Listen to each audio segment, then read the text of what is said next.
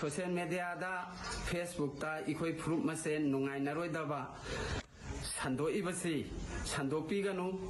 अखोइदी सिमीनी सुरगा तालगा चाजबनी इखोई चिंगा मखोंगदा लैरिङैदा मियोय अनि लाआगा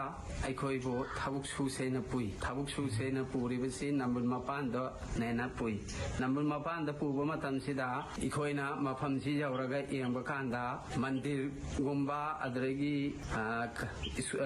करिगुम्बा ओइदना मानदना इखोइची मसिदी थुगाइरोइसी हाइदना थुगाइरमती अदुबु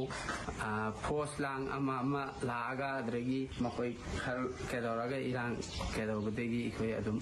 हलखरे मफमसिदा थबक सुबा चटमिनरिसिदा अतोपा कम्युनिटी की याउब्रा यावी मैतै मसा सुजाउ अदुगा नेलेसिना कनाना नेलकपनो अदुगा मसी एसडीओ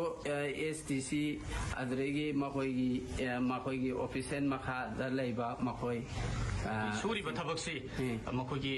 सरकार की सुमाइना तौरगा मोगी ऑर्डर मगी मतुंगी ना मोई थबक सुबियोना लाकपा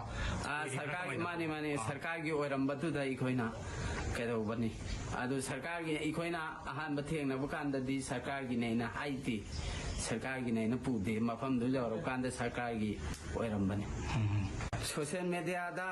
फेसबुक इखोई फुरुप मसेन नुंगाइनरोइदबा संदोइबसी संदोपीगनु अखोइदी सिमीनी सुरगा तालगा चाजबनी।